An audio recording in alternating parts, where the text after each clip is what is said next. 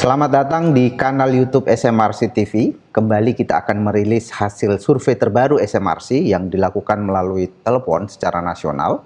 Dan topik yang akan kita bahas kali ini adalah tentang kualitas, popularitas, dan elektabilitas bakal calon presiden di pemilih kritis. Kita akan membahasnya dengan Direktur Riset SMRC, Denny Irvani.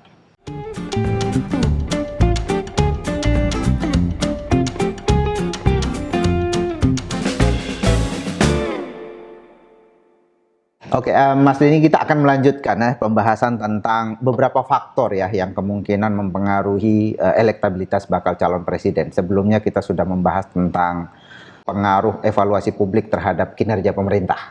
Puas, tidak puas, bagaimana pengaruhnya dengan elektabilitas ketika itu ya. Lalu sekarang kita akan membahas tentang pengaruh kualitas popularitas dan pada elektabilitas baca pres di kalangan pemilih kritis. Silakan, apa yang dimaksud dengan kualitas popularitas ini, Mas Denny? Silakan, Mas Denny. Oke, makasih Mas Saidiman. Kita lanjutkan rilis survei kita. Kali ini kita akan fokus melihat bagaimana publik menilai kualitas dari popularitas calon-calon presiden, khususnya 3 tokoh yang mendapat dukungan yang paling signifikan dari berbagai hasil survei terkini ya. Ada Ganjar Pranowo, Prabowo, dan juga Anies Baswedan. Yang paling elementer dari sisi psikologis, seorang calon itu bisa dipilih, itu harus diketahui dulu oleh pemilih ya. Hampir tidak mungkin pemilih memilih calon yang tidak diketahui kalau ada calon lain yang diketahui oleh pemilih tersebut. Tetapi yang lebih esensial adalah kualitas dari popularitas dari calon tersebut. Terkenal saja itu belum cukup ya untuk bisa membuat pemilih langsung memilih calon presiden. Selain dikenal, seorang calon juga harus disukai. Nah, kesukaan kepada calon-calon presiden ini yang diyakini ikut menentukan keputusan pemilih dalam memilih calon presiden. Di samping faktor-faktor yang lain ya, ada faktor rasional ya. Kita sebelumnya membahas juga tentang kinerja pemerintah, hubungannya dengan elektabilitas calon presiden, dan tentu juga faktor-faktor sosiologis. Tapi sekarang kita fokus pada faktor psikologis dalam arti kualitas atau kesukaan pemilih kepada calon-calon presiden. Nah, untuk itu kita melakukan serangkaian survei lewat telepon yang terakhir dilakukan pada 30 sampai 31 Mei 2023. Target populasi survei telepon ini adalah warga yang usianya 17 tahun ke atas atau sudah menikah dan punya telepon atau handphone yang jumlahnya sekitar 80% dari total populasi pemilih nasional. Sebelumnya perlu saya jelaskan bagaimana survei telepon ini dilakukan. Survei telepon dilakukan dengan metode random digit dialing, di mana sampel dipilih melalui proses pembangkitan nomor telepon secara acak, kemudian dilakukan validasi nomor telepon yang dibangkitkan, dialing dan screening, dan kemudian dilakukan interview terhadap warga negara Indonesia yang usianya 17 tahun ke atas atau sudah menikah. Dalam proses survei telepon ini, kita telah mengontak 22.263 nomor, kemudian dari sana diperoleh 3.067 nomor atau pemilik telepon yang merupakan WNI, berusia 17 tahun ke atas atau sudah menikah. Kemudian dari sana diperoleh 909 jumlah responden yang berhasil diwawancara hingga selesai. Margin of error survei ini diperkirakan 3,3% plus minus pada tingkat kepercayaan 95%, asumsi simple random sampling. Dan kita juga telah melakukan validasi sampel serta pembobotan data, membandingkan profil demografi sampel dengan populasi, kemudian melakukan pembobotan data sedemikian sehingga sampel komposisi demografinya itu menjadi dekat atau proporsional terhadap populasi.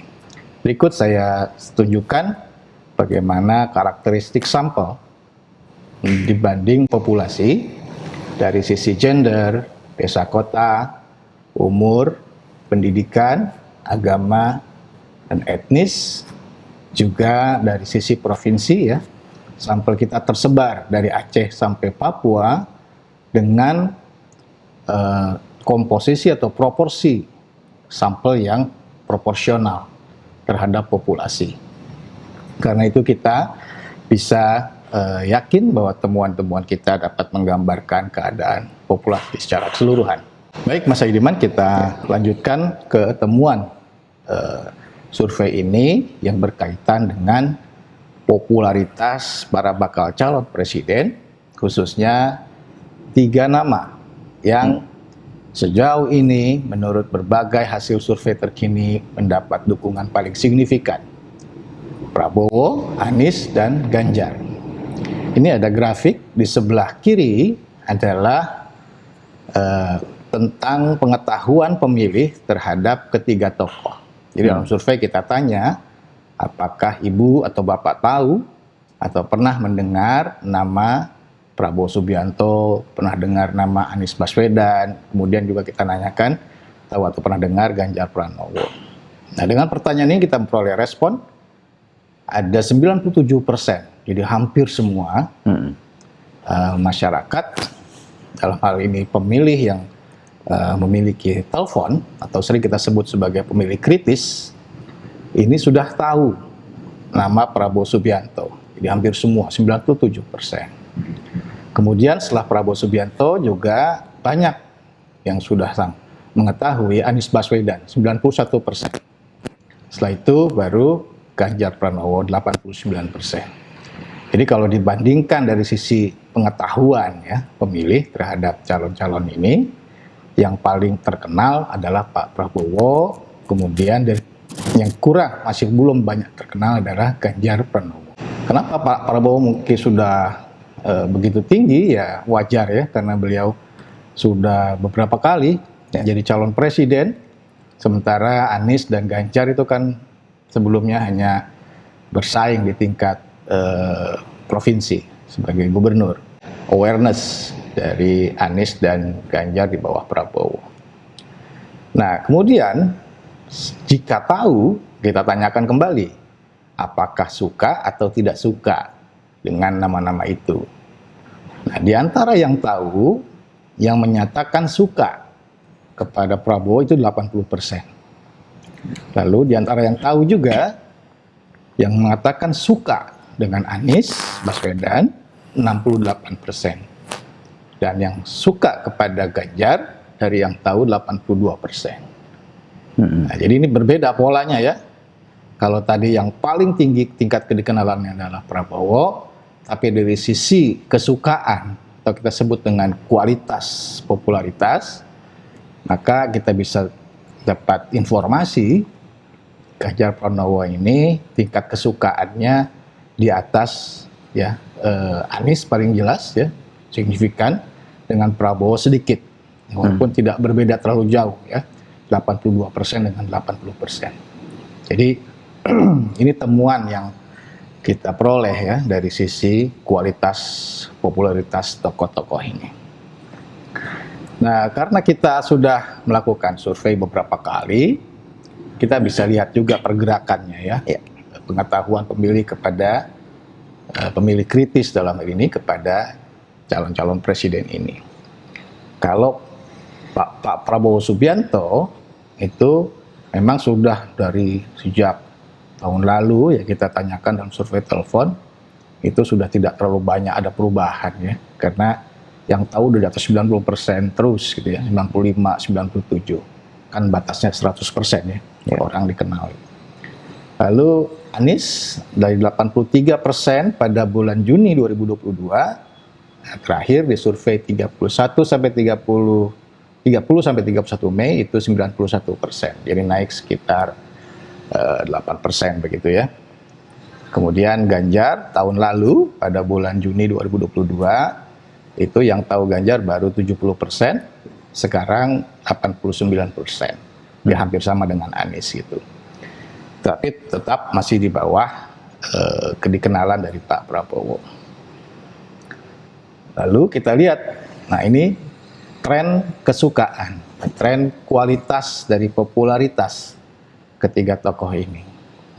Ganjar, kalau kita lihat kepala dan ekor, Juni 2022 itu 79% yang suka dari yang tahu, sekarang 82%. Jadi relatif cukup stabil gitu ya, tidak terlalu banyak perubahan, ada kenaikan 3% tapi tidak terlalu besar atau tidak signifikan. Kemudian Prabowo 74 menjadi 80%, naik sekitar 6%. Nah ini lumayan ya, ada kecenderungan yang cukup bisa kita deteksi, itu ada kenaikan lah dibanding kenaikan pada Ganjar. Ya. Nah lalu Anies kita lihat dari 74% pada Juni 2022 sekarang 68%. Nah turunnya sekitar 6% juga ya, seperti Pak Prabowo naik 6%, dia turun sekitar 6%. Ya, Mas Denny, ini data yang sangat menarik. Kalau tadi tingkat pengetahuan publik terhadap para calon itu di mana Ganjar mengalami kenaikan, ini memang wajar kan semakin hari ada sosialisasi macam-macam kan orang akan semakin tahu. Tetapi pada aspek kualitas, popularitas ini yang penting, Mas Denny. Di sini data yang ditunjukkan oleh Mas Denny, ada sempat kedisukaan pada Pak Prabowo dan Ganjar itu sempat berdempet-dempetan gitu. Betul. Ya, sekitar bulan April kemudian sampai sekarang. Apakah ini juga ada kaitannya dengan sosialisasi terutama dari Pak Prabowo? Kita pernah mendiskusikan juga di forum ini dengan Pak Saiful Mujani tentang kampanye atau sosialisasi yang dilakukan oleh para baca pres, dan kita menemukan bahwa salah satu yang masif bahkan masuk ke rumah itu adalah Pak Prabowo. Apakah itu ada kaitannya dengan fenomena kecenderungan meningkat likability pada Pak Prabowo? Baik, terima kasih. Ya memang berbagai aktivitas ya sosialisasi kegiatan masing-masing calon itu bisa punya dampak gitu terhadap bagaimana publik menilai mereka. Ya. Kalau tadi Mas Saidiman mengatakan pada bulan April begitu sempat udah mulai kira-kira begitu ada perubahan ya. Coba kita perhatikan di sini, kita bedakan sebelum April dengan setelah April. Sebelum April itu saya kira Ganjar punya jarak yang cukup lebar ya. Tingkat kesukaan kepada Ganjar cukup lebar lah itu dibanding Prabowo dan Anies ya. Ya. Prabowo dan Anies sendiri berhimpitan ya, sangat berhimpitan. Tingkat kesukaannya kurang lebih sama. Ya. Lalu setelah masuk pada tahun 2023, kita melihat Anies itu menurun likability-nya. Kita ambil misalnya di Desember 73% menjadi 68%. Pada periode yang sama, ya, Pak Prabowo itu ternyata sudah tidak mengikuti pola Anies. Gitu ya. Biasanya mereka berdekatan gitu. Nah setelah masuk Oktober, masuk November, nah sudah ada perbedaan. Prabowo yang tadinya itu mirip ya tingkat kesukaannya dengan Anies, sekarang menjadi mirip tingkat kesukaannya dengan Ganjar atau cukup seimbang. Nah apakah itu karena faktor sosialisasi? Saya kira betul. Jadi ini menunjukkan salah satu kemungkinannya adalah sosialisasi yang dilakukan oleh Prabowo cenderung menjadi lebih positif dibanding sebelumnya.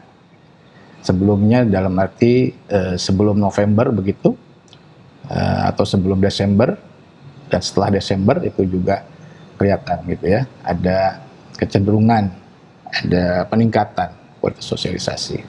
Sebaliknya Anies, sosialisasinya menjadi saya kira kurang efektif dalam meningkatkan kesukaan publik ya. Publik ternyata malah menurun ya tingkat kesukaannya.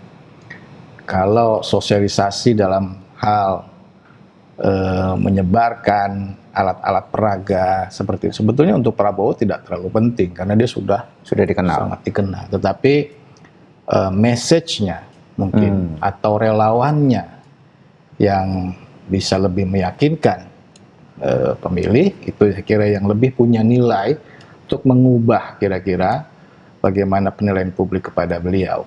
Nah, tetapi bagaimanapun kita juga melihat bahwa Ganjar ya saya kira masih tetap cukup positif relatif dibanding Prabowo ya dalam beberapa survei terakhir pada bulan Mei, dan cukup konsisten. Ganjar ini likability-nya itu walaupun ada fluktuasi begitu, sempat naik ke 84 lalu turun ke 78, tapi kemudian bisa naik lagi ke 82.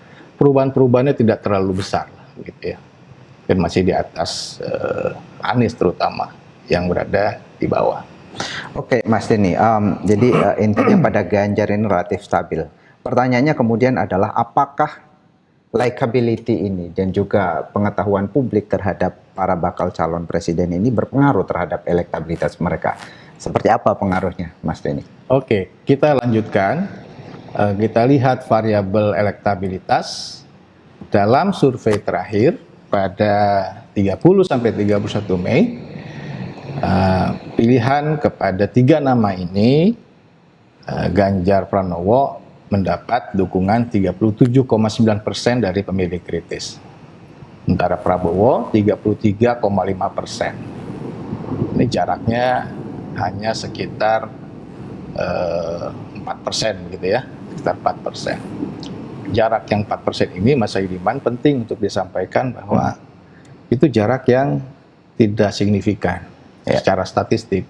Karena apa? Karena margin of error-nya sendiri 3,3%, membutuhkan 2 kali dari margin of error, lebih dari 2 kali margin of error untuk dikatakan bahwa selisih antara 2 calon itu signifikan. Jadi kalau jaraknya hanya 4% begini, yang lebih tepat ya untuk dikatakan, disampaikan atau disimpulkan bahwa ya kedua calon ini atau kedua bakal calon ini elektabilitas seimbang.